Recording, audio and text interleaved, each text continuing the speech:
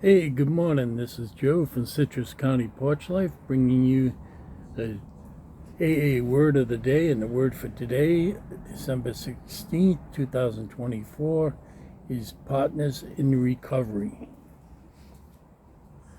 Nothing will so much ensure immunity from drinking as intensive work with other alcoholics. Both you and the new man must walk day by day in the path of spiritual progress. Follow the dictates of a higher power, and you will presently live in a new and wonderful world, no matter what your present circumstances. Doing the right thing for the right reasons is my way of controlling my selfishness and self-centeredness. I realize that my dependency on a higher power clears the way for peace of mind, happiness, and sobriety. I pray each day that I will avoid my previous actions so that I will be helpful to others. And the quote is taken from the Big Book of Alcoholics Anonymous, page 89 and 100. Not 89 through 100, 89 and 100. And all these recent daily reflections have either been from the end of the steps, step 12, or from the Big Book of Alcoholics Anonymous, the Big Blue Book. The actual book is called Alcoholics Anonymous, but it's blue. When you're in the program, you get to know exactly what that book is. You can see it from far away. And it is so true, so very true, that this intensive work with other alcoholics, which is in effect giving it away, is a prerequisite for us keeping it. Well, Joe, that sounds like psychobabble. But it is true. We have to work with other fellow alcoholics to keep the sobriety that we have. If you become sober and just sit home, mad about not having any friends since you stopped drinking, not doing anything, not going anywhere, is a condition of that. It's called a dry drunk. And people do it for many, many years. I know a guy that did it for 10 years. But you don't have any spiritual progress. Yes, you're staying sober.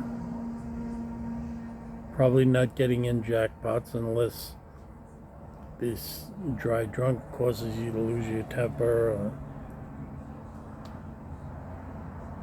But there's nothing to judge. If you're by yourself, not drinking, there's nothing to judge yourself by. Knowing that, you're not helping anyone. You're not engaged out in the world helping.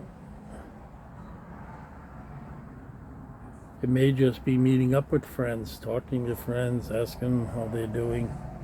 Doesn't have to necessarily be a sponsee situation. And doing the right things for the right reasons. This is my way of controlling my selfishness and self-centeredness. Because you're getting out of yourself and thinking, what is the next right thing for me to do? And actually doing it. Progressing in your spirituality. I realize that my dependency on a higher power clears the way for peace of mind, happiness, and sobriety. I see those three things together as serenity, which is a deep, deep form of contentment with yourself, also with your circumstances. Happiness in and of itself isn't bad, but it is not as rich as a serenity. When I think of serenity, I think of my dad with, all the 10 kids there, each one acting up in their own way, and just sitting there content, very happy to be their dad, and very happy that they're all there and knowing this is what it's all about. And I always have a picture of him. He was not an alcoholic, and his dad was, though. My grandfather, who was also named, I was named after Joseph Gilbody. That was grandfather, and he died of alcoholism. He died of esophageal varices, a very terrible way to go. And there wasn't much treatment back in the, he died in 55, so, 1955.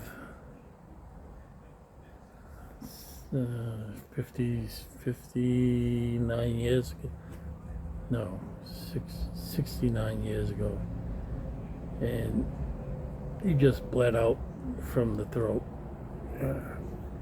And all they could do was put ice packs down your esophagus and try to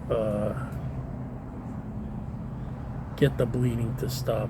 But in most cases it didn't, and that's how he went. So, I wish you all a safe and sober Monday, December 16th, and hope to see you back here again tomorrow. God bless.